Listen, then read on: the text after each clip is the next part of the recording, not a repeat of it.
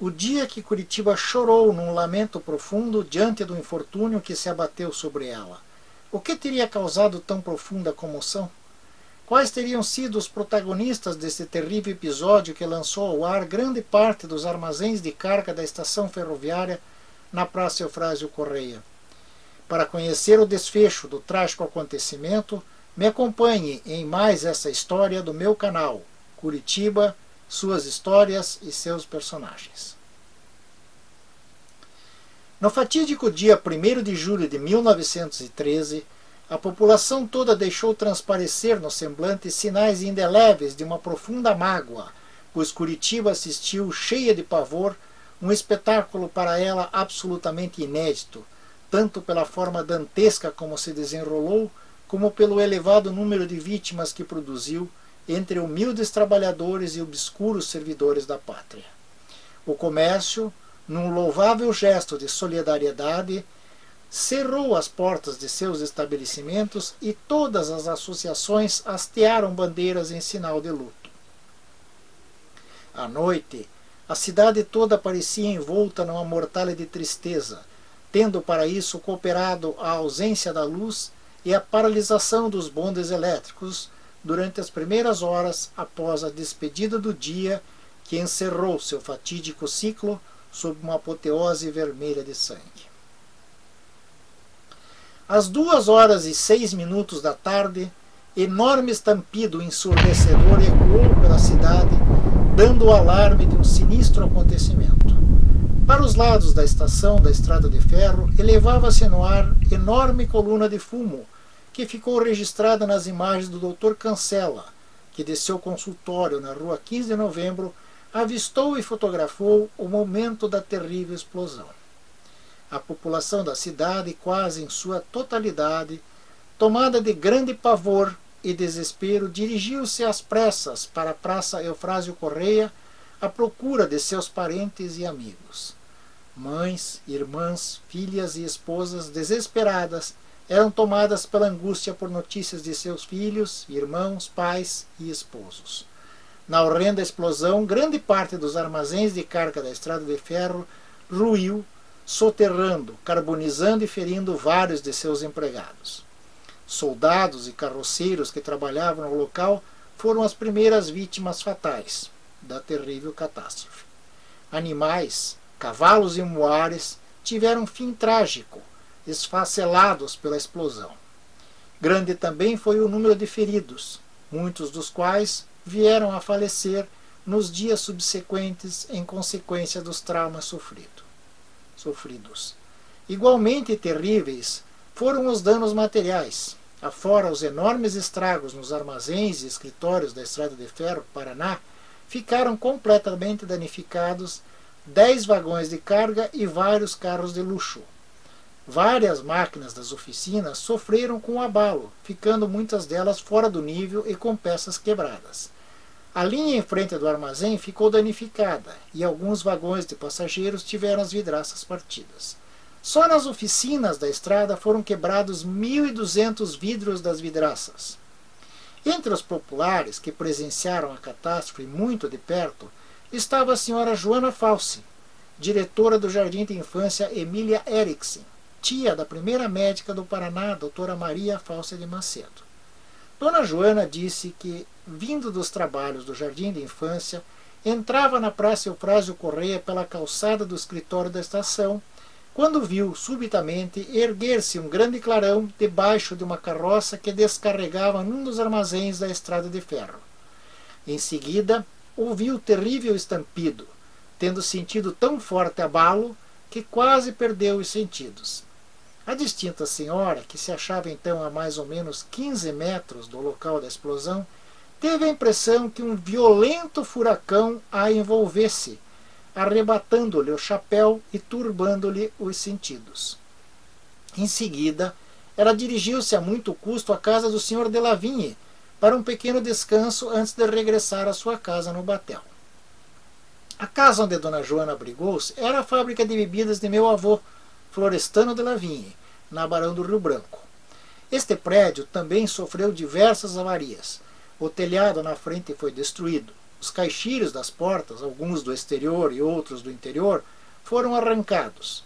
Minha avó Lúcia, que se achava deitada numa cama no quarto que ficava à frente do edifício, recebeu no rosto destroços das vidraças de uma janela, felizmente sem ferir-se.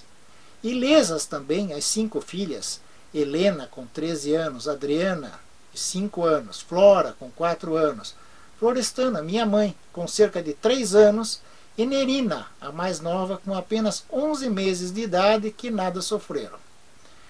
Restaram apenas prejuízos materiais. 2 fruteiras que estavam na mesa da sala de jantar foram quebradas, e um armário que continha vidros com essências e produtos para a fabricação de bebidas foram muito danificados, assim como outros que estavam sobre uma prateleira.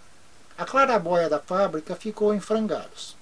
Felizmente, o prédio e seus pertences estavam devidamente segurados. Outros prédios num raio de mais ou menos 500 metros da Praça Eufrásio Correia, incluindo as ruas Ratcliffe, atual Westphalen, Floriano Peixoto, Silva Jardim e Visconde de Guarapuava, também sofreram sérias avarias. Tudo começou a 1h da tarde, quando uma carroça de 4 rodas pertencente ao 2º Esquadrão de Trem saiu do depósito de inflamáveis da Intendência da Região Militar situado junto à Chácara do Meira, no arrabal de Água Verde, localizado nas imediações do estádio do Clube Atlético Paranaense. O veículo carregado com 700 quilos de pólvora negra, que haviam sido adquiridos em concorrência pública pelo Sr. Alexandre Gutierrez para serem utilizados em trabalhos de extração de pedras em Roça Nova, era tripulada pelos soldados José Estevam Mendes, Heitor Damásio da Silva, Ismênio Ramos, Teotônio Cavalcante, Sabino Cardoso dos Santos, Manuel Valeriano Pereira e Francisco Felipe de Albuquerque, todos do Esquadrão de Trem e da Bateria de Obuseiros, primeiras vítimas fatais da terrível tragédia. Assim que chegaram à estação da Estrada de Ferro, os soldados procuraram descarregar a carroça. Na estação, era praxe fazer o recebimento de inflamáveis somente em determinados dias da semana. Ignorando esta determinação, os soldados começaram logo que chegaram a dar início a seu serviço de descarga. O Sr. Walter Costa Mendes, pesador da Estrada de Ferro, recusou-se a receber a carga. Iniciou-se nesse instante uma discussão, e os praças, então, certamente contra sua vontade, tornaram a conduzir para a carroça um dos caixotes que haviam pretendido entregar ao Sr. Costa Mendes. Foi quando um deles, muito contrariado, arremessou com certa violência o caixote na carroça, ocasionando a explosão de toda a pólvora depositada no veículo. Esta foi uma das versões da origem do funesto acontecimento. Porém, corriam outras versões da causa da catástrofe. Uma delas dizia ter havido um contato do fio condutor elétrico da South Brazilian, companhia de bondes, que caíra sobre uma carreta carregada de materiais inflamáveis pertencentes ao 2º Regimento de Artilharia. E finalmente outra de ter um praça do 2º Regimento inesperadamente deixado cair um fósforo aceso sobre um caixote contendo pólvora ou qualquer outro inflamável que explodiu, ocasionando por sua vez a explosão da grande quantidade de inflamáveis ali existente. A versão da explosão causada por um condutor elétrico foi descartada pelos engenheiros da South Brazilian, principalmente pelo fato de que a explosão deu-se junto ao armazém e não debaixo das linhas, como era possível verificar pelos estragos do armazém. Outras pessoas afirmavam que as linhas haviam caído por terem sido cortadas por estilhaços da cobertura externa do armazém. Compareceram ao palco da tragédia as autoridades, Dr. Carlos Cavalcante, presidente do Estado, o Sr. Cândido de Abreu, prefeito municipal, Dr. Marins Camargo, secretário do Interior, Cândido de Melo e Silva, médico do Corpo de Bombeiros, Major Enoque de Lima, comandante do Corpo de Bombeiros, Fabriciano do Rego Barros, comandante do Regimento de Segurança, Dr. Vieira Cavalcante, chefe de polícia, e numerosas autoridades civis e militares que foram prestar a sua solidariedade às vítimas e a seus familiares. A seguir, o rol das vítimas deste inesquecível episódio.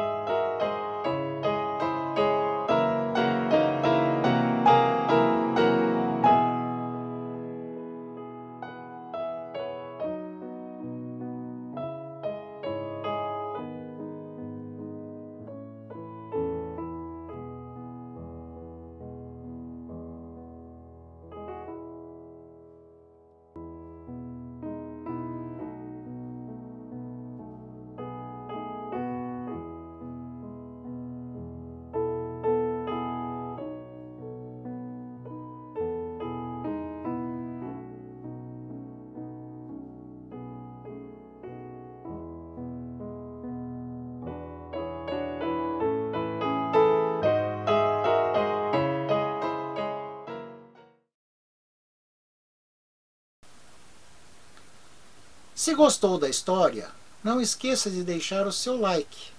Use o link na descrição do vídeo para se inscrever no canal e receber alertas de novos lançamentos. Seus comentários e sugestões para novas histórias serão muito bem-vindos. Obrigado por assistir e até a próxima história.